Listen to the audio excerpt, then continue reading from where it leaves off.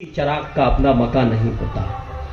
حضرات، ابھی چند لمحے پہلے جس شخصیت نے ڈائس کو عزت اور زینت بخشی ہے، ان کے حوالے سے میں بالکل لفظوں کو، جو اس کی بچی کھچی قدر ہے اور اس کی جو تنگ دامنی ہے، اس کو میں ظاہر ہونے نہیں دوں گا، بلکہ میں ادب اور احترام کا ہر لفظ ان کے قدموں میں رکھتے ہوئے صرف اتنا کہوں گا کہ خانوادہ رسول کا مقتدر چشم و چراغ اور دارالعلوم ندوۃ العلماء جیسی عظیم دانشگاہ کے ناظم، دارالعلوم دیوبند کی شورا کے معزز رکن، آل انڈیا پیام انسانیت کی تحریک کے قومی صدر اور مسلم پرسنل لا بورڈ جیسی متفق علیہ تنظیم کے سیکریٹری حضرت مولانا بلال عبدالحی ندوی دامت برکاتہم سے میری مراد ہے۔ حضرت مولانا کو جب دیکھتا ہوں یا ان کی تقریر جب سنتا ہوں تو میرے استاد مکرم حضرت مولانا عبداللہ حسنی ندوی رحمۃ اللہ علیہ کی شخصیت سامنے آ جاتی ہے، اور جن کے درس و تدریس کا یہ عالم تھا کہ وہ سبق بخاری کا ہو یا کسی اور حدیث کی کتاب کا، روحانیت ساتھ ساتھ چلتی تھی، تصوف اپنے جلوے دکھایا کرتی تھی۔ میں حضرت والا کی تشریف آوری کے بعد اور ڈائس پر خطاب کے لیے پوری طرح تیار ہو جانے کے بعد بس راحت اندوری کے یہ 4 مصرے ان کی خدمت میں پیش کرتے ہوئے اپنی جگہ لیتا ہوں کہ یہ الگ بات کہ خاموش کھڑے رہتے ہیں، یہ الگ بات کہ خاموش کھڑے رہتے ہیں، پھر بھی جو لوگ بڑے ہیں وہ بڑے رہتے ہیں۔ ایسے درویشوں سے ملتا ہے ہمارا شجرہ جن کے قدموں میں کئی تاج پڑے رہتے ہیں۔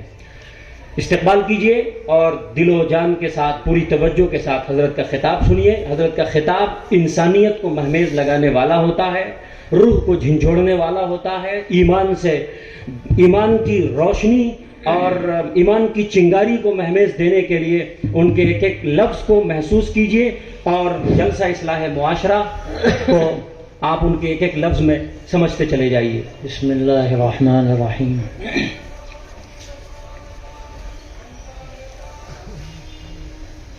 الحمد للہ رب العالمین، والصلاة والسلام على سید المرسلین وخاتم النبیین، سیدنا ونبینا ومولانا محمد وعلى آلہ وصحبہ اجمعین، وعلى من تبعهم بإحسان ودعا بدعوتهم إلى يوم الدين، أما بعد، فأعوذ بالله من الشيطان الرجيم، ومن أحسن قولا ممن دعا إلى الله وعمل صالحا وقال إنني من المسلمين، صدق الله العظيم۔ حضرات علماء کرام اور میرے دینی اور ایمانی بھائیوں، آپ یہاں پر دین کی نسبت پر جمع ہوئے ہیں۔ آپ کو اور ہم کو جوڑنے والی جو چیز ہے وہ ایمان ہے۔ کوئی کسی علاقے کا ہے، کوئی کسی خاندان کا ہے، لیکن ایمان وہ نعمت ہے کہ جو دشمن کو بھی دوست بنا دیتی ہے اور کبھی دوست کو بھی دشمن بنا دیتی ہے۔ اور یہ ایمانی رشتے وہ ہیں جو ہر جگہ کام آتے ہیں اور مرنے کے بعد بھی کام آتے ہیں، اور یہ خونی رشتے ضروری نہیں ہیں کہ مرنے کے بعد بھی کام آئے۔ انبیاء علیہ السلام کی تاریخ ہے۔ حضرت نوح علیہ السلام کا بیٹا تھا، وہ چاہتے تھے کہ نجات ملے، لیکن اللہ کا فیصلہ کچھ اور تھا۔ حضرت ابراہیم علیہ السلام کے والد کہے جاتے ہیں آزر، اللہ کا فیصلہ تھا، ان کو ایمان نصیب نہیں ہوا۔ اور ابھی تذکرہ ہوا جناب ابو طالب کا، جو سچی بات یہ ہے کہ محسن اسلام ہے، آپ صلی اللہ علیہ وسلم کو ٹوٹ کر چاہنے والے، لیکن اللہ کو دکھانا تھا کہ ہوتا وہ ہے جو اللہ چاہتا ہے۔ اللہ نے ان کو ایمان نصیب نہیں کیا، اور قرآن مجید کے اندر یہ آیت اتری، اِنَّكَ لَا تَهْدِي مَنْ أَحْبَبْتَ وَلَكِنَّ اللَّهَ يَهْدِي مَن يَشَاءُ۔ آپ دعا کرتے تھے، اللہ کا فیصلہ نہیں تھا، اللہ کی طرف سے یہ بات آپ کو بتائی گئی کہ آپ جس کو چاہیں ہدایت دے دیں، یہ ایسا نہیں ہو سکتا، اللہ جس کو چاہتا ہے ہدایت دیتا ہے۔ اللہ تبارک و تعالیٰ نے بندے کا اور رب کا جو فرق تھا وہ دکھا دیا۔ فعال لما یرید، ذات اللہ کی ہے، جو چاہتا ہے کر گزرتا ہے۔ اللہ کے رسول صلی اللہ علیہ وسلم سے بڑھ کے کون ہوگا؟ لیکن آپ عبد ہیں اور اللہ معبود ہے، اور یہ عبدیت کی شان اللہ تعالیٰ نے جو آپ کو عطا فرمائی، یہ آپ صلی اللہ علیہ وسلم کی سب سے پسندیدہ صفت ہے۔ اسی لیے معراج کے موقع پر اللہ تبارک و تعالیٰ نے آپ کے لیے یہ صفت کا استعمال فرمایا، وہ عبد کی صفت۔ سبحان الذی اسری بعبدہ، وہ ذات پاک ہے جو راتوں رات لے گئی اپنے بندے کو من المسجد الحرام الی المسجد الاقصی، مسجد حرام سے مسجد اقصی کی طرف۔ یہاں اللہ چاہتا تو بحبیبہ ہی فرما دیتا، بصفیہ ہی فرما دیتا، یا کوئی بھی لفظ استعمال فرماتا، لیکن بعبدہ کہہ کر اس شان عبدیت کو اس نے نمایاں فرمایا۔ آپ صلی اللہ علیہ وسلم کی سب سے جو اونچی صفت ہے وہ عبدیت کاملہ ہے۔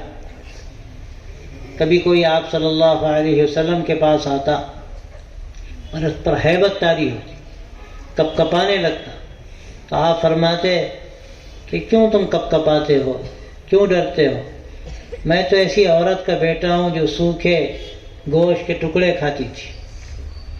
یہ آپ صلی اللہ علیہ وسلم کے مبارک کلمات ہیں، آپ کی وہ فنائیت اور عبدیت ہے جس کا آپ نے اظہار فرمایا۔ تو اللہ تبارک و تعالیٰ کا یہ فضل ہے کہ اس نے ایمان کی نسبت پر ہمیں اور آپ کو یہاں جوڑا ہے، اور یہ ایمان کی نسبت سب سے قوی نسبت ہے، اور یہ نسبت اور قوی تر اس وقت ہوتی ہے جب آدمی ایمان کی حقیقت کو سمجھتا ہے، اس کے تقاضوں کو سمجھتا ہے، اللہ کی ذات پر یقین کرتا ہے، اور سب سے بڑی چیز اللہ کی ذات پر یقین ہے۔ جب اللہ کی ذات پر یقین ہوتا ہے تو آدمی کے لیے راستے کھل جاتے ہیں، اس کے لیے مشکل نہیں ہے، اس کے لیے کانٹوں بھری وادی کا سفر بھی ایسا آسان ہوتا ہے جیسے وہ کہیں گلستان کا سفر کر رہا، اس لیے کہ وہ ہر نتیجے کو یہ سمجھتا ہے کہ اللہ کی طرف سے طے شدہ ہے، اور اللہ جو فیصلہ کرتا ہے ہم اس کے فیصلے پر راضی، اور یہ راضی برضائے الہی رہنا ایمان والے کی قوت کو بڑھاتا ہے، اس کے ایمان کو بڑھاتا ہے۔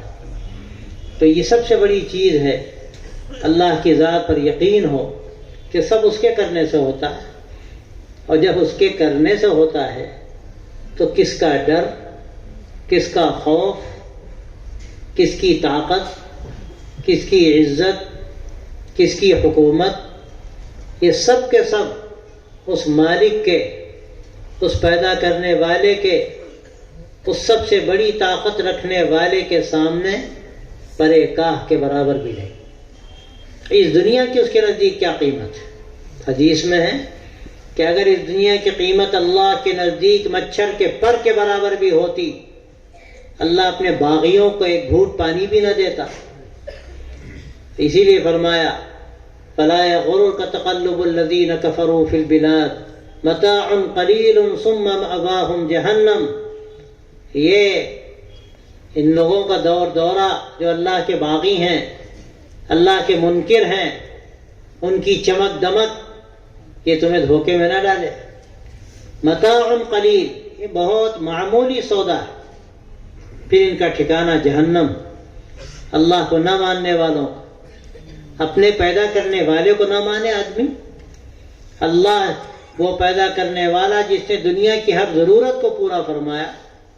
ہم اگر جو سانس لے رہے ہیں، اگر اس فضا میں آکسیجن کا صحیح امتزاج نہ ہوتا تو ہم سانس نہیں لے سکتے تھے، اور آج فیصلہ کر دے وہ کہ آکسیجن ڈس بیلنس ہو جائے، آدمی دنیا میں رہنے والے مر جائیں، اور جب اس کا فیصلہ ہوگا سب ختم ہو جائے گا، سب لپیٹ دیا جائے گا۔ قرآن مجید بھرا پڑا، اذا السماء انشقت، آسمان بھی پھاڑ دیا جائے گا، چیر دیا جائے گا۔ کہیں ہے کہ آسمان کو چیر دیا جائے گا، ستارے سب کے سب مان پڑ جائیں گے، یہ پہاڑ جو بڑے بڑے نظر آتے ہیں روئی کے گالوں کی طرح اڑتے ہوئے نظر آئیں گے، دنیا سمیٹ دی جائے گی، اور پھر ایک میدان ہوگا جس میں پہلے دن سے لے کر آخری دن تک کا ہر پیدا ہونے والا انسان موجود ہوگا، اور اللہ تبارک و تعالی اس سے اس دنیا کے بارے میں پوچھے گا کیا کر کے آئے خلق۔ قرآن مجید میں یہ بات فرمائی گئی، لِنَبْلُوَكُمْ أَيُّكُمْ أَحْسَنُ عَمَلًا، اللہ نے دنیا میں کیوں بھیجا ہے ہمیں؟ وہ دیکھنا چاہتا ہے، ہم کو آزماتا ہے کون ہے جو اچھے کام کرنے والا ہے۔ تو بھائیو دوستو، آپ کا اور ہمارا جمع ہونا اسی ایمان کی نسبت، ایمان کے تقاضوں کی نسبت پر، ایمانی مذاکرے کی نسبت پر، ایمان کو تازہ کرنے کے لیے ہمارے ذہن و دماغ میں جو گرد و غبار لگ جاتا ہے، اس گرد و غبار کو صاف کرنے کے لیے، جس کو تجدید ایمان کہتے ہیں۔ حقیقت یہ ہے کہ ایسا نہیں ہوتا کہ بات کرنے والا بات کر رہا ہے، وہ کوئی ساتویں آسمان سے آیا ہے، وہ اسٹیج پر 2 گز اونچی جگہ پر بیٹھا ہوا ہے۔ کیا حقیقت ہے اس کی؟ وہ مذاکرہ کر رہا ہے، وہ دین کی بات کہہ رہا ہے، وہ آپ کو نہیں سنا رہا ہے، وہ خود اپنے آپ کو بھی سنا رہا ہے، وہ اپنے آپ کو بھی متنبہ کرنا چاہتا ہے۔ اور ایک حقیقت ہے کہ بات کہی جاتی ہے، بات کہنے کا اثر کہنے والے پر بھی پڑتا ہے۔ حضرت تھانوی رحمۃ اللہ علیہ نے بات لکھی، عجیب بات لکھی کہ بے عمل واعظ ہو سکتا ہے لیکن واعظ کو بے عمل نہیں ہونا چاہیے۔ بے عمل واعظ ہو سکتا ہے لیکن واعظ کو بے عمل نہیں ہونا چاہیے۔ پہلے مرحلے میں آدمی بات کہہ رہا ہے، اس خیال سے کہہ رہا ہے، اللہ ہمیں بھی توفیق عطا فرما دے۔ میں بات کہہ رہا ہوں، شاید میرا کہنا میرے عمل کا ذریعہ بن جائے۔ اور یہ ہمارے تبلیغ والے تو یہی کہتے ہیں، نماز کی تلقین کرو، اللہ تمہیں بھی نماز کی توفیق دے گا۔ اچھی باتیں لوگوں میں عام کرو، اللہ تمہیں اچھی باتوں پر عمل کی توفیق عطا فرمائے گا۔ تو آدمی جو بھلی بات کہتا ہے اس کو بھلی بات کہنے کے نتیجے میں عمل کی توفیق ہوتی ہے، لیکن جب وہ بھلی بات کہہ رہا ہے تو اس کو اپنے عمل کا بار بار جائزہ لینا چاہیے، اپنی زندگی کو درست کرنا چاہیے۔ اور عمل کرنے والا جب کوئی بات کہتا ہے تو اس کا وزن الگ ہوتا ہے۔ حضرت گنگوئی رحمۃ اللہ علیہ قصہ ہم نے سنا، ایک خاتون آئی اور ایک بچے کو لائی کہ حضرت یہ بچہ گڑ بہت کھاتا ہے، آپ سمجھا دیجئے، اتنا زیادہ گڑ کھائے تو نقصان کرے گا۔ حضرت خاموش ہوئے کہ فرمایا کل آنا۔ اچھی بات، دوسرے دن آئی تو حضرت نے اس کو سمجھا دیا، بیٹا گڑ میں فوائد بھی ہیں لیکن نقصان بھی ہے، زیادہ کھاؤ گے تو ایسا ہوگا ایسا ہوگا۔ وہ کہنے لگے حضرت یہ بات تو آپ کل بھی کہہ سکتے تھے، آپ نے آج کیوں بلایا؟ عجیب بات فرمایا کہ میں بھی گڑ کھاتا تھا، جب میں نے نیت کی کہ اس کو میں روکوں گا تو میں نے ایک دن گڑ نہیں کھایا تاکہ میری بات میں وزن تو پیدا ہو۔ یہ ان بڑوں کی بات تھی۔ تو آدمی بات کہہ رہا ہے تو بات کہنے والا غور کرے، اپنی زندگی کو سوچے۔ تو میں اس لیے یہ بات عرض کر رہا تھا کہ آپ دھوکے میں نہ رہیں کہ کہنے والا بہت پارسا ہے، کہنے والا گنہگار ہے، کہنے والا ضرورت مند ہے کہ آپ مجھ سے کہیں۔ لیکن ایک طریقہ ہوتا ہے کہ سب بیٹھتے ہیں تو کوئی ایک بات کرتا ہے، یہ تو نہیں ہو سکتا ہے کہ سب بات کریں اور سب سنیں، کوئی ایک بات کرے گا سب سنیں گے۔ تو بات کرنے والا صرف آپ کو نہیں سناتا، وہ اپنے خود کہنے والا اپنے آپ کو بھی سناتا ہے، اور یہ مذاکرہ ہے، اور یہ مذاکرہ فائدہ پہنچاتا ہے۔ میں اکثر عرض کرتا ہوں، دینی مجالس میں کیا ہوتا ہے، ایک آدمی بیٹھا ہوا ہے، کوئی اس کو بڑا سمجھتا ہے، لوگ اس کی بات سنتے ہیں۔ میں کہتا ہوں کہ آپ یہاں بیٹھے ہیں اتنی بڑی تعداد میں، یہ سب کیا ہیں؟ سب کی حیثیت ایک چراغ کی۔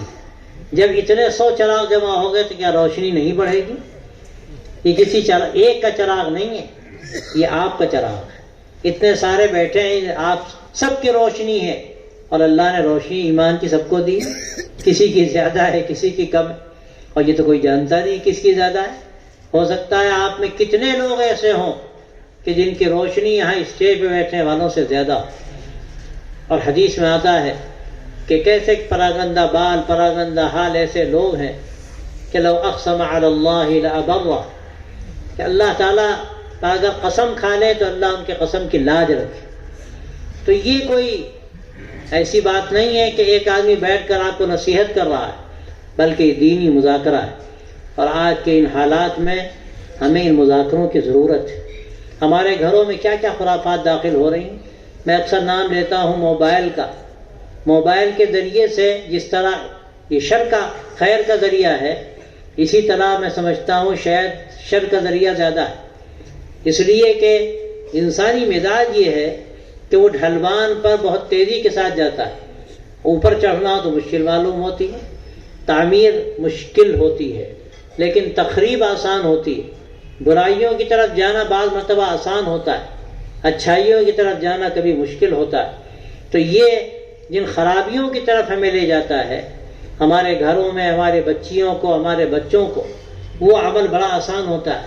اب کوئی اسی موبائل میں اچھی اچھی باتیں سنتا ہے، دین کی باتیں سنتا ہے، تو وہ اس کے لیے خیر کا ذریعہ بن سکتا ہے، لیکن وہاں بھی ایک امتحان ہے۔ آدمی اچھی باتیں سنتا ہے، کس کی کئی باتیں ہیں اس کو پتہ نہیں ہے، اور میں آپ سے بتاتا ہوں کہ اسی موبائل پر، اسی سوشل میڈیا پر، اسی الیکٹرانک میڈیا کی 10 شکلیں ہیں، ان شکلوں میں 50 نہیں، سینکڑوں نہیں، اس سے زیادہ میں کہتا ہوں 95% ایسے پروگرامز ہیں، ایسی چیزیں اس میں ڈال دی گئی ہیں کہ اسلام کے نام پر، شریعہ کے نام پر، دین کے نام پر، لیکن حقیقت یہ ہے کہ ڈالنے والے کون ہیں؟ مشینری کے لوگ ہیں، عیسائی مشینری کے لوگ ہیں، قادیانی ہیں۔ اب ایک عام آدمی اسلام کے نام پر اندر جاتا ہے لیکن کچھ اور سیکھ کر آتا ہے، ایک عام آدمی دین و شریعہ کے نام پر اندر جاتا ہے لیکن اس میں شریعت کی بےخونی ہوتی ہے۔ کتنے لوگ دنیا میں ایسے ہیں، بڑی اچھی تقریریں کرتے ہیں، دین کے ترجمان بن جاتے ہیں، دنیا والے ان کی بات کو بہت اچھا سمجھتے ہیں، لیکن وہ غلط باتیں کہتے ہیں۔ اور میں ایک بات اسی لیے مثال کے طور پر کہتا ہوں کہ دیکھیے، ہمیں اور آپ کو جس منزل کی طرف جانا ہے وہ منزل اصل ہے، سڑک اصل نہیں ہے۔ سڑک اچھی ہو تو جانا ہے، اور سڑک خراب ہو تو جانا ہے، سڑک ناہموار ہو تو جانا ہے۔ اور یہ جو ہمارے سامنے لوگ ہیں بڑی اچھی بات کرتے ہیں، بہت اچھا لکھتے ہیں، ان کی حیثیت سڑک کی ہے، آپ کو معلوم ہے کہاں لے جائیں گے؟ اگر آپ کو اپنی منزل تک پہنچنا ہے تو آپ کو دیکھنا پڑے گا کہ اس منزل تک جانے والی سڑک کون سی ہے، وہ ہموار ہو یا نہ ہموار ہو، آپ کو اپنے منزل تک جانا ہے۔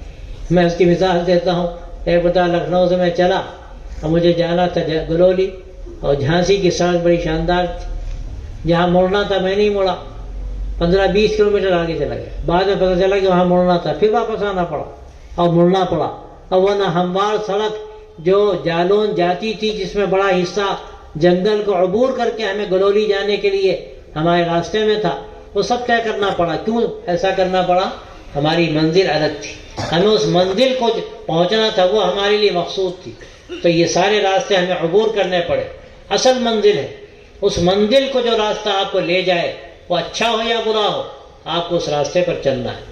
تو میرے دوستوں اور بھائیوں، آج کے اس فتنوں کے زمانے میں ہمیں اپنے ایمان کی حفاظت کی ضرورت ہے، اپنے آنے والی نسلوں کے ایمان کو بچانے کی ضرورت ہے۔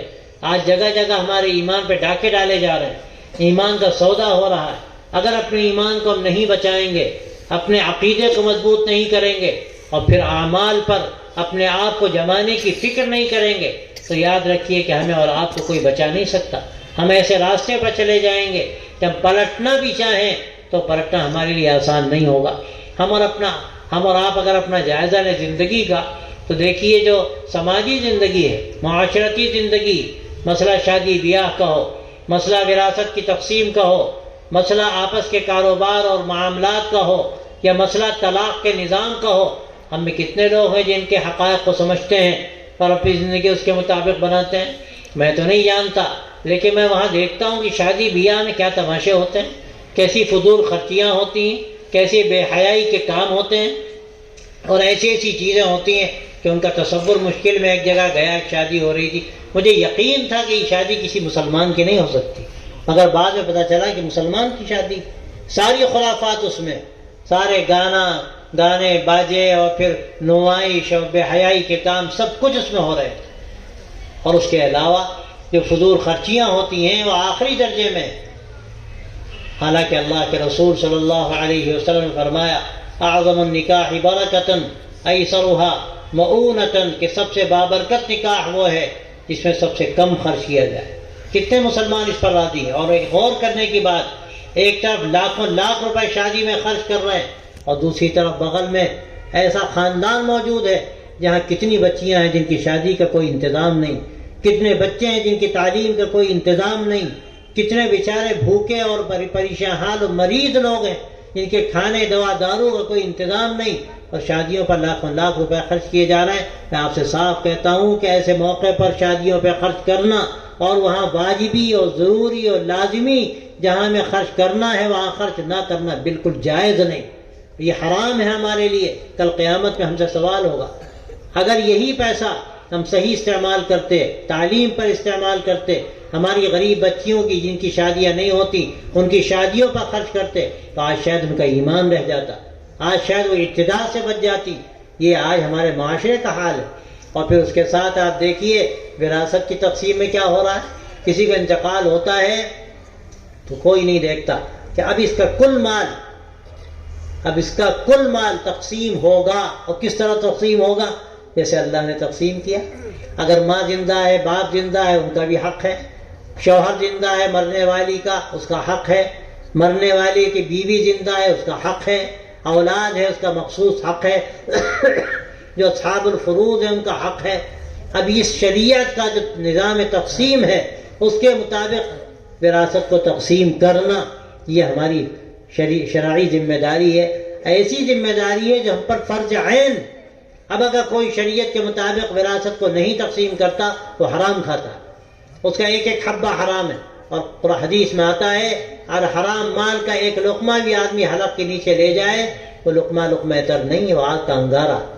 آج ہمیں اس دنیا کی زندگی میں اس کا احساس نہیں ہوتا، ہمیں دولتیں نظر آتی ہیں، دکانیں نظر آتی ہیں، مکانات نظر آتے ہیں، دنیا کی آرائشیں نظر آتی ہیں، آرام و زیب و زینت ہمارے سامنے، لیکن کل کیا ہوگا؟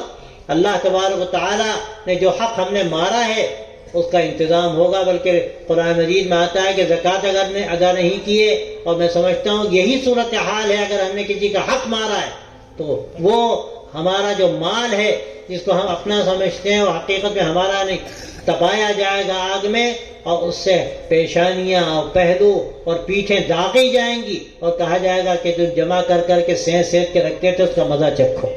تو بھائیو ہم اس پر دیکھنا ہے، جائزہ لینا ہے کہ کتنا حرام ہے ہماری زندگی میں، جو ہماری کمائی ہے اس میں کتنا حصہ جائز ہے اور کتنا حصہ ناجائز ہے۔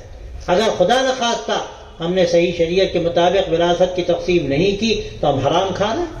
بہت سے لوگ کہتے ہیں بہن نے معاف کر دیا، ارے بہن معاف نہ کرے تو کیا کرے؟ تم نے ایسا مزاج بنا دیا، ایسا ماحول بنا دیا کہ وہ بہن بیچاری مجبور ہے، اگر معاف نہ کرے تو سماج میں اس کے بارے میں نہ جانے کیا کیا کہا جائے، کیا کیا تانے دیے جائیں۔ تم تو جو اس کا حق بنتا ہے وہ جا کر اس کے ہاتھ میں رکھ دو، پھر اس کی ذمہ داری ہے، اس کا مال ہے، وہ جو چاہے کرے۔ یہ ہماری بہت بڑی ذمہ داریوں میں سے۔ اسی طرح ایک مسئلہ طلاق کا بھی ہے، اس وقت جو مسلمانوں کو بدنام کیا جا رہا، وہ سچی بات یہ ہے کہ ہماری ان بدعمالیوں کا، ہماری ان ناہمواریوں کا نتیجہ ہے۔ کتنے ہمارے بھائی یہاں بیٹھے ہیں جو طلاق کے نظام سے واقف نہیں۔ میں نے دیکھا ہے مسلمان وکلاء آئے نہضت العلماء میں، ان کے سامنے پورا جب نظام طلاق کا رکھا گیا تو آ کر وہ گویا ان کی آنکھیں پھٹی کی پھٹی رہ گئی۔ ہم تو سمجھتے تھے کہ جب تک 3 طلاقیں نہ دے دی جائیں طلاق پڑتی ہی نہیں، اور اس کے لیے ہیلے حوالے کرتے تھے وہ، جو حکومت کا چونکہ قانون بن گیا ہے کہ 3 طلاقیں نہیں دی جا سکتی، اس کے لیے وہ ہیلے کرتے تھے کہ وہ 3 ایک ساتھ نہیں دی گئی۔ ہم لوگوں نے، جاننے والوں نے بتایا ان کو کہ بھائی آپ کیسی بیکار کی باتیں کر رہے ہیں، 3 طلاق دینا تو گویا کہ ناجائز ہے۔ ایک تو یہ کہ طلاق دینا ہی ابغض الحلال ہے، یعنی جو چیزیں جائز ہیں ان میں اللہ کیا جو مبغوض ترین چیزوں میں سے ایک چیز طلاق بھی ہے، لیکن اس طلاق کا طریقہ کیا ہے، اس کا پورا نظام قرآن مجید میں بیان کیا گیا ہے۔ کہ جب پہلے مرحلے میں ناچاقی ہو تو کیا کیا جائے؟ پہلے حکم ہے میاں بیوی کوشش کریں اور خوب کوشش کریں کہ آپس میں اتفاق پیدا ہو جائے.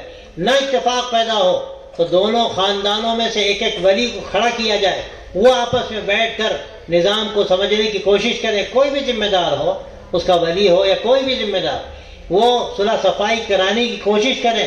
اور قرآن مجید کہتا ہے کہ اگر وہ چاہیں گے یوفق اللہ بینہما، اللہ تعالیٰ ان دونوں میں محبتیں پیدا فرما دیں گے، جوڑ پیدا فرما دیں گے. وہاں بھی مسئلہ حل نہ ہو اور اندازہ یہ ہو کہ اب جوڑ نہیں ہوگا اور یہ چیز بہت آگے تک جائے گی اور ہو سکتا ہے بات بگڑ جائے، آخری مرحلے میں اجازت ہے کہ مرد ایک طلاق دے دے، ایک طلاق دے دے، اور وہ ایک طلاق بھی پاکی کے زمانے میں دے. اگر عورت ناپاکی کی حالت میں ہے تو وہ ایک طلاق دینا جائز نہیں ہے. اب آپ دیکھیے اتنی شرطیں لگا دی گئی تو کیا کوئی غصے میں طلاق دے پائے گا؟ کیا کسی جذباتی انداز سے وہ بے قابو ہو کر طلاق دے پائے گا؟ جب یہ ساری شرطیں وہ پوری کرے گا تو 10 رکاوٹیں کھڑی ہو جائیں گی اور ہو سکتا ہے کہ طلاق کا جو ریشو ہے نہ جانے کہاں سے کہاں گر کر آ جائے.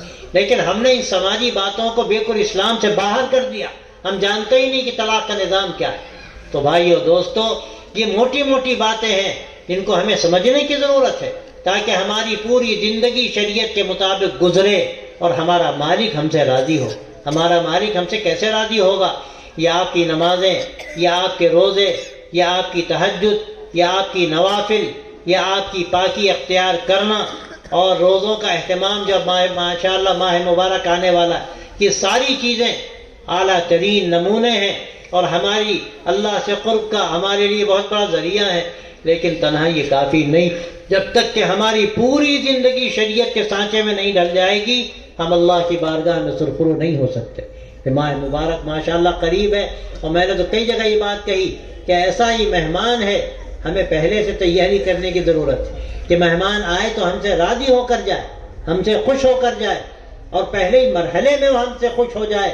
وہ جس گھر میں آئے اس گھر کو مزین پائے، اس گھر کو پر رونق و پر بہار پائے. اور وہ گھر کیا ہے؟ وہ ہمارا دل ہے، وہ ہمارا دماغ ہے. اور یہ جتنا زیادہ ہمارا دل و دماغ آراستہ ہوگا اللہ کے یقین سے اور ہمارے اچھے کاموں سے، رمضان کا مہینہ آئے گا، پہلے مرحلے میں وہ راضی ہوگا اور پہلے مرحلے سے ہم رحمت الہی کے مستحق ہوں گے اور پہلے ہی عشرہ ہمارے لیے بابرکت ہوگا. اور اگر خدا نخواستہ ہم نے کوتاہی کی تو ایک عشرہ گزرنے کے بعد ہماری مغفرت کا سامان ہوگا، اور کوتاہی کی تو 2 عشرے گزرنے کے بعد محنت ہو گئی تو اللہ ہمارے لیے آگ سے نجات کا سامان کر دیں گے. اور خدا نخواستہ کچھ نہ ہوا، اس سے بڑھ کر کون سی محرومی ہے کہ رمضان جائے تو ہم سے ناراض ہو کر جائے. اور حدیث میں آتا ہے کہ اگر کسی سے رمضان ناراض ہو کر گیا تو اللہ کے نبی صلی اللہ علیہ وسلم کی وہ بددعا کا مستحق ہے. آپ نے یہ بات فرمائی، جبرائیل کی بددعا کی، اور بعض روایتوں میں آتا ہے کہ آپ نے بددعا کی کہ ہلاک ہو وہ شخص جس کو رمضان کا مبارک مہینہ ملے اور پھر اس کی بخشش کا سامان نہ ہو، اس سے ناراض چلا جائے. تو میرے دوستوں اور بھائیوں، ہمیں ایسی زندگی بنانے کی ضرورت ہے کہ آنے والا مہینہ ہم سے راضی ہو. اور یہ کیسے ہوگا؟ کہ پوری زندگی ہماری شریعت کے مطابق ہوگی، ہم حقوق ادا کرنے والے ہوں گے. ایسا نہیں کہ رمضان آیا معلوم ہوا کہ بندہ تو ایسا ہے کہ اس نے فلاں کا حق مار رکھا ہے، اس نے وراثت میں شریعت کے مطابق تقسیم نہیں کی، اس نے دوسروں کو ستا رکھا ہے. تو یہ مبارک مہینہ آئے گا لیکن وہ راضی نہیں ہوگا جب تک کہ ہم حق ادا نہ کریں. اور دیکھیے اللہ تبارک و تعالیٰ کے جو حقوق ہیں وہ اللہ کے ذمہ، اللہ چاہے معاف کر دے. بندوں کے جو حقوق ہیں اللہ تعالیٰ اس وقت تک ان کو معاف نہیں کرتا جب تک کہ بندوں سے معافی نہ مانگ لی جائے. تو اپنی سماجی زندگی کو اور معاملات کی زندگی کو دیکھنے کی ضرورت ہے. اسی طرح اپنے اخلاق کو بلند کرنے کی ضرورت ہے. اپنے اخلاق کو بلند کرنے کی ضرورت ہے جو ہمارے لیے شہرک کی حیثیت رکھنے والا ایک ایسا عمل ہے کہ جب جب ہم نے اس میں توجہ کی اللہ نے ہمیں پاکیزہ زندگی دی، اللہ نے ہمیں بلندی دی، اللہ نے ہم کو عزت دی، اللہ نے ساری دنیا کو ہمارے قدموں پہ لا کر ڈال دیا.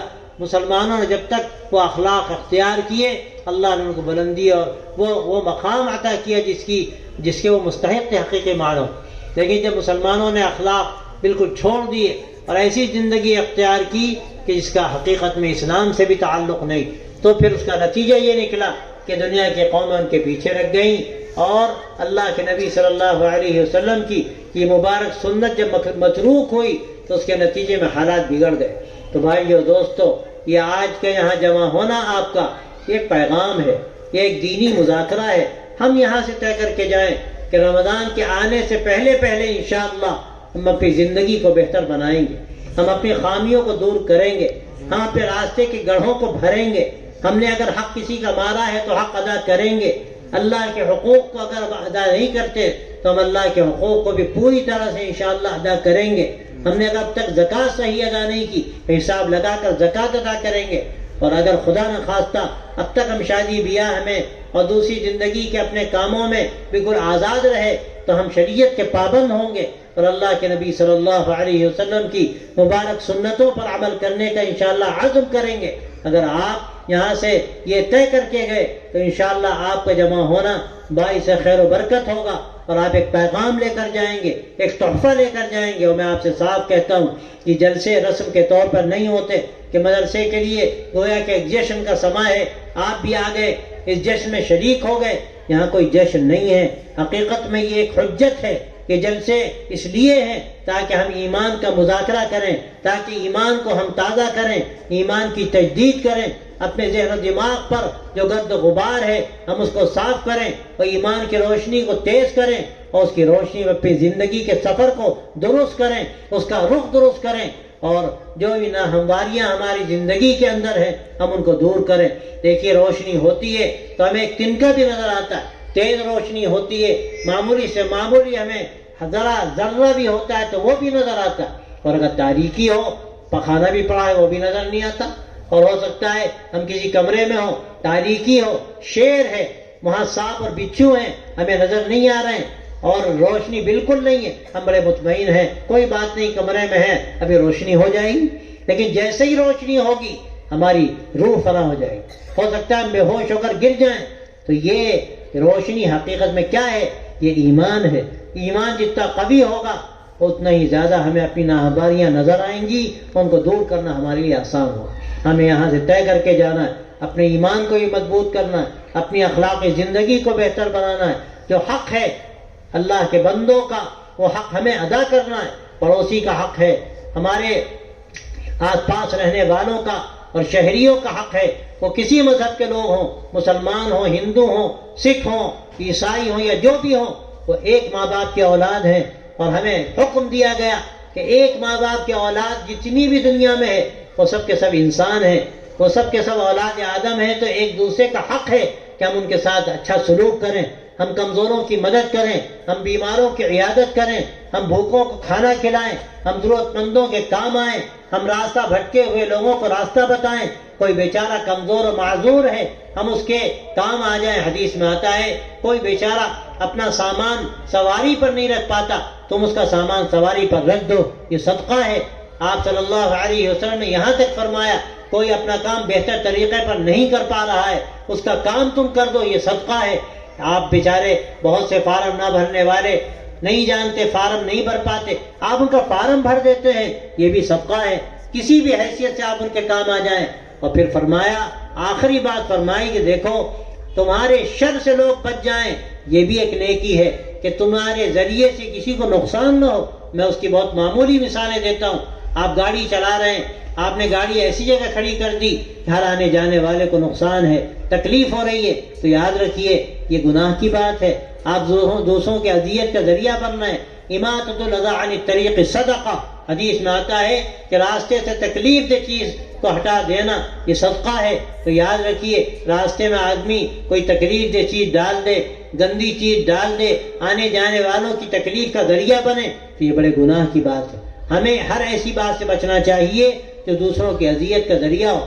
اس لیے حدیث میں آتا ہے المسلم من سلم الناس من لسانه ویدہ، کہ صحیح مسلمان وہ ہے اس کی زبان سے، اس کے ہاتھ سے تمام لوگ محفوظ رہیں، کسی کو اذیت نہ ہو۔ تو بھائیو دوستو، یہ ایمانی زندگی، یہ اخلاقی زندگی، یہ اللہ کے نبی صلی اللہ علیہ وسلم کی مبارک زندگی کا مبارک عکس، یہ ہمارے لیے کامیابی کی ضمانت ہے۔ ہم یہاں سے یہ پیغام لے کر جائیں اور یہ طے کر کے جائیں کہ اپنی زندگی ہمیں ایک نمونے کی زندگی بنانی ہے، اور ہمارے اندر جو بھی خرابیاں ہیں جان کر کے، معلوم کر کے، علماء سے پوچھ کر کے ہمیں ان خرابیوں کو دور کرنا ہے اور ایک نمونے کی زندگی انشاءاللہ اختیار کرنی ہے۔ اور یہ مدارس حقیقت میں اسی لیے ہوتے ہیں، اللہ کے نبی کی تعلیمات کو عام کرنے کے لیے۔ آپ کی دی ہوئی مبارک زندگی، وہ اخلاقی زندگی، انسانیت نواز زندگی، سراپا رحمت زندگی، اس کو عام کرنے کے لیے ہمیں یہاں سبق پڑھائے جاتے ہیں، قرآن مجید پڑھایا جاتا ہے، ہمیں سیرت پڑھائی جاتی ہے، ہمیں حدیثیں پڑھائی جاتی ہیں، ہم کو فقہ پڑھائی جاتی ہے۔ یہ فقہ کیا ہے؟ یہ قرآن و سنت کا مغز ہے۔ قرآن و سنت سے جو کچھ نکالا گیا وہ فقہ ہے، اس کا مکھن ہے، جو ہمارے لیے ہمارے فقہاء اور ائمہ اور علماء نے نکال کر کے ہماری محنت گویا کہ ہم سے آدھی کر دی، آدھی کیا کر دی بلکہ ہمیں فارغ کر دیا۔ آسانی کے ساتھ ہم شریعت پہ عمل کر سکتے ہیں۔ تو بھائیو دوستو، ان مدرسوں کی قدر کیجئے، اپنے بچوں کو بھیجئے یہاں پر، اس لیے کہ یہی مدارس ہیں جن سے انسانیت باقی ہے، جن سے اخلاق باقی ہیں۔ میں آپ سے کیا کہوں، کئی ڈائلاگ ایسے ہوئے جب بات رکھی گئی، بڑے بڑے کالجوں کے پرنسپل وہاں موجود تھے، ہمارے مسلمان بھی اور ہندو بھائی بھی، انہوں نے کھل کر کہا کہ آپ جو اخلاق کی بات کر رہے ہیں، آج سب سے بڑھ کر اس کا دیوالیہ پن آج ہمارے دانش گاہوں میں، ہمارے کالجوں میں، ہماری یونیورسٹیوں اور اسکولوں میں نظر آتا ہے۔ آپ آئیے، آپ اخلاق کی تعلیم دیجئے، آپ مورل بلند کرنے کی کوشش کیجئے۔ آج یہ سب سے بڑی ضرورت ہے، اور میں صاف کہتا ہوں کہ اخلاق کی تعلیم مدرسوں میں دی جاتی ہے۔ سیرت طیبہ میں اخلاق کی جو تعلیم موجود ہے، ساری دنیا عاجز ہے۔ میں آپ سے کیا کہوں، ابھی کسی بڑے مفکر نے، ایک تھنکر نے جو کرسچن ہے، اس نے لکھی یہ بات، کہتے عیسیٰ کی تعلیمات اگر جمع بھی کی جائیں تو اخبار کے 1.5 کالم سے زیادہ نہیں بڑھ سکتی۔ یہ تعلیمات نبوی ہیں، اللہ کے نبی صلی اللہ علیہ وسلم کی مبارک زندگی، اس کا ایک ایک لمحہ آپ کا روز و شب محفوظ ہے۔ آپ کی اخلاقی زندگی کے وہ نمونے ہیں کہ اگر ہم اپنی زندگی کو اس کے سانچے میں ڈھال لیں تو وہ نمونہ دنیا کے سامنے آئے گا۔ دنیا اس کی منتظر ہے۔ دنیا سچی بات یہ ہے کہ آپ کے اخلاق کی منتظر ہے، آپ کی معاشرتی زندگی کی منتظر ہے، آپ کے اس نمونے کی زندگی کی منتظر ہے کہ جس سے ساری دنیا خالی ہے۔ آئے آپ دیکھیے، دنیا کے مختلف علاقوں میں لوگ پیاس میں ہیں، تلاش میں سرگرداں ہیں کہ ان کو سکون کی زندگی ملے۔ یہ سکون کی زندگی کہاں ہے؟ اللہ نے یہ زندگی آپ کو دی ہے، لیکن خدا نخواستہ اگر اس زندگی کو ہم نے کتابوں کے اوراق میں بند کر دیا اور الماریوں میں محفوظ کر دیا اور ہم اس کے قریب نہیں گئے، اپنی زندگی کو ہم نے اس کے مطابق بنانے کی کوشش نہیں کی، تو یہ ہمارے ساتھ خود اپنی ذات کے ساتھ بھی خیانت ہے، اور میں سمجھتا ہوں ساری دنیا کے ساتھ خیانت ہے کہ ان کا جو ان کی اصل امانت ہے، ہم نے اس امانت میں خیانت کی۔ میں آپ سے صاف کہتا ہوں، آپ طے کر کے جائیے، ہمیں پوری زندگی کو ایک نمائندہ زندگی بنانا ہے، ایسی زندگی تو اللہ کے رسول صلی اللہ علیہ وسلم کی مبارک زندگی کا ایک نمونہ۔ یہ ایک مبارک شب ہے جس کو شب براءت کہتے ہیں، لیلۃ البراءہ کہتے ہیں، جس میں حدیثوں میں اس کی فضیلت بیان کی گئی ہے۔ اور اس میں اگر کوئی عبادت کرتا ہے تو بعض روایتوں سے اندازہ ہوتا ہے اللہ تعالیٰ اس کو نفاق سے بری کر دے گا یا جہنم سے بری کر دے گا، وہ روایتیں جس درجے کی بھی ہوں۔ میں اتنی بات جانتا ہوں کہ اس روایت کی فضیلت کی جو روایات، اس رات کی فضیلت کی جو روایات ہیں وہ ثابت شدہ ہیں، یہاں تک کہ شیخ البانی جیسے جو متشدد سمجھے جاتے ہیں، انہوں نے بھی یہ جو مبارک رات ہے اس کے ثبوت میں روایتیں نقل کی ہیں اور ان کی تصحیح کی ہے۔ البتہ جہاں تک روزوں کا تعلق ہے تو یہ بات بھی صحیح ہے کہ روزوں کی روایتیں صحیح نہیں ہیں اور بہت کمزور روایتیں ہیں۔ کوئی روزہ رکھے اچھی بات ہے، کل دوشنبے کا بھی دن ہے اور دوشنبے کو روزہ رکھنے کی فضیلت روایتوں میں، صحیح روایتوں میں موجود ہے، لیکن 15ویں تاریخ کا جو شعبان کا روزہ ہے اس کی روایتیں صحیح نہیں ہیں، کمزور روایتیں ہیں۔ لیکن بہرحال یہ تو فضائل کا مسئلہ ہے، اگر نفلی روزہ کوئی رکھتا ہے کوئی حرج کی بات نہیں، اور کمزور روایتوں پر بھی نفلی چیزوں میں عمل کیا جا سکتا ہے، یہ امت کا تقریباً فیصلہ ہے۔ جہاں تک رات کا تعلق ہے اس کی عبادت کی بڑی اہمیت ہے، اس میں آدمی دعائیں کرے، اللہ سے مانگے۔ بعض روایتوں میں یہاں تک آتا ہے کہ اس میں فیصلے ہوتے ہیں اللہ کی طرف سے، اس سال میں کتنے لوگ پیدا ہوں گے، اس سال میں کتنے لوگ دنیا سے جائیں گے، لوگوں کا رزق بھی لکھا جاتا ہے، اور بھی اللہ کی طرف سے تقدیریں لوح محفوظ میں ہیں، ان کو اتارا جاتا ہے۔ تو اس میں اگر اللہ سے آدمی مانگے اور عبادت کی کثرت کرے، خاص طور سے دعاؤں کی کثرت کرے اور تلاوت کی اور جو دوسری عبادتیں، یہ باعث خیر و برکت ہے، اتنا وقت بھی آدمی لگا سکے۔ دیکھیں اس کو بھی ہم نے تماشا بنا لیا، کہ بہت سی جگہوں پر تو ہم دیکھتے ہیں پٹاخے چھوڑے جاتے ہیں اور چراغاں ہوتا ہے، یہ تو رسم ہے اور بڑے گناہ کی بات، اس سے تو بہت بچنے کی ضرورت۔ کہیں حلوے پکائے جاتے ہیں، بے اصل بات، اس سے بھی بچنا ہے، یہ بدعت ہے۔ ہاں اس رات میں عبادت کرنا، اور عبادت میں بہتر یہ ہوتا ہے اپنے گھروں میں آدمی عبادت کرے۔ مسجدوں میں کبھی لوگ آتے ہیں اس خیال سے گھر میں نہیں ہو پاتا تو کوئی بڑے حرج کی بات نہیں، لیکن اس کو بھی رسم نہ بنایا جائے کہ چائے بھی بن رہی ہے، باتیں بھی ہو رہی ہیں، اور باتیں کیا ہو رہی ہیں، اس میں غیبت بھی ہو رہی ہے، چغلی بھی ہو رہی ہے، تو بجائے اس کے کہ ہم خیر کے کام کا ذریعہ بنتے، ہم شر کا ذریعہ بن جاتے ہیں۔ تو اس لیے اس رات کی بھی قدر ہو اور اس کی ہم صحیح انداز سے قدر کریں، ایسا نہ ہو کہ ایک رسم کے طور پر ہم اس کو اختیار کریں۔ یہ اگر انشاءاللہ ہم نے طے کیا تو اس مبارک وقت میں ہم نے یہ باتیں سنی ہیں، اللہ ان باتوں کو ہمارے لیے خیر کا ذریعہ بنا دے اور ہماری زندگی میں بہتر تبدیلی کا ذریعہ بنا دے۔ اگر آج ہی ہم یہ طے کر لیں اور اللہ سے مانگ لیں، اللہ اپنی پسندیدہ زندگی ہمیں نصیب فرما دے اور اسی زندگی پر ہمیں پوری جب تک اس کا فیصلہ ہے ہمیں زندہ رکھے، اسی پہ موت دے اور ہم سے راضی ہو، تو ہمارے لیے باعث خیر و برکت ہے۔ اللہ تعالیٰ آپ کے جمع ہونے کو قبول کرے، آپ سب کے لیے اور ہم سب کے لیے اللہ تعالیٰ اس کو بہتر زندگی کا اور خیر کا ذریعہ بنائے، اور اللہ تعالیٰ اس مدرسے کو ترقی دے، اس کے لیے آسانیاں پیدا کرے، رکاوٹوں کا اللہ دور کرے، اور اس کے ذریعے سے پورے علاقے میں ایمان کی روشنی کا سامان فرمائے اور اخلاق کی بلندی لوگوں کے سامنے آئے۔ اللہ تعالیٰ ہم سب کو اس کی توفیق دے۔ وآخر دعوانا ان الحمد للہ رب العالمین۔